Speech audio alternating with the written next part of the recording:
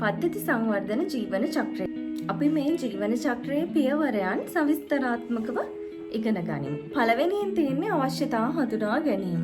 අවශ්‍යතා හඳුනා ගැනීම. අපි කතා කරා මුලින්ම ඒ කියන්නේ පරිශීලකයා අපි software එක හදන අපේ client. හරිද?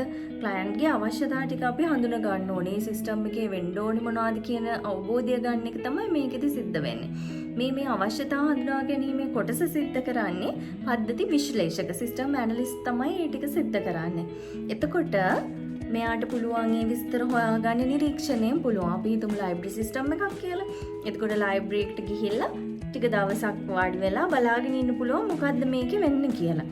තව යාට කරන්න පුළුවන් එතන තියෙන පොත්පත් පරීක්ෂා කරලා බලලා ලේඛන අධ්‍යයනයේ යම් කිසි තොරතුරු ගන්න. ඒ වගේම තමයි සම්මුඛ සාකච්ඡා මගේ.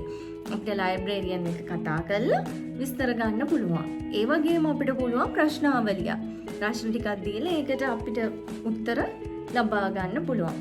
ඊට පස්සේ අපිට පුළුවන් මූලාදර්ශ මොකක් හරි ආකෘතියක් බලලා අවබෝධයක් ගන්න පුළුවන්. ඒවට අපි කියනවා තොරතුරු එක්රැස් කිරීමේ ක්‍රමවේද කියලා. නිරීක්ෂණය, සම්මුඛ සාකච්ඡා, ප්‍රශ්නාවලි, මූලාදර්ශ, ලේඛන අධ්‍යයනය කියන දේවල්. ඊට පස්සේ දෙවැනි පියවර තමයි විසඳුම සැලසුම් කිරීම. මේ විසඳුම සැලසුම් කිරීමේදී අපි දැන් ගන්න මොනවාද? හાર્ඩ්වෙයාර් මොනවාද? සොෆ්ට්වෙයාර් මොනවාද? එතකොට ඉන්ටර්ෆේස් එක කොයි වගේද තියෙන්න ඕනේ? ඩේටාබේස් කොයි වගේද තියෙන්න ඕනේ කියලා ප්ලෑන් කරගන්න එක තමයි විසඳුම සැලසුම් කිරීමේදී සිද්ධ වෙන්නේ. ඊට පස්සේ තුන්වෙනි එක විසඳුම කේතකරණය කිරීම. මේකෙදි සුදුසු පරිගණක භාෂාවක් යොදාගෙන කේතකරණය කිරීම තමයි සිද්ධ වෙන්නේ. ඔන්න ඊගාවට හතරවෙනි එක විසඳුම පරීක්ෂා කිරීම සහ දෝෂ ඉවත් කිරීම. ඔන්න පරීක්ෂා කරනකොට පරීක්ෂා කරන ක්‍රම 4ක් තියෙනවා. කීයද තියෙන්නේ? ක්‍රම 4ක්. හරිද? එකක් තමයි ඒකක පරීක්ෂාව. මේ ඒකක පරීක්ෂාවේදී කරන්නේ එක් ඒකක වෙන වෙනම පරීක්ෂා කරනවා. අපි හිතමු ආයතනයකට මොකක් හරි සිස්ටම් එකක් හදුවා කියලා. එතකොට ඒකේ මුදල් සම්බන්ධව එක ඒකකයක්, ඊට පස්සේ පරිපාලනය සම්බන්ධව එක ඒකකයක්, ඔය වගේ ඒකක තියෙනවා. මේ එක් ඒකක වෙන වෙනම පරීක්ෂා කරන එක තමයි ඒකක පරීක්ෂාවේදී සිද්ධ වෙන්නේ. ඊගාවට තියෙනවා සමස්ත පරීක්ෂාව.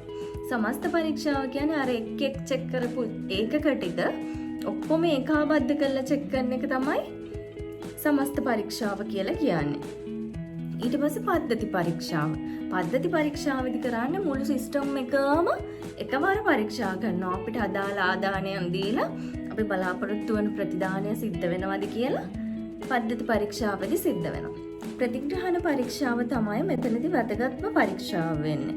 ඒ අයිද කියනවා නම් අපේ ක්ලයන්ට් අපේ සිස්ටම් එක දෙනවා පාවිච්චි කරන්න.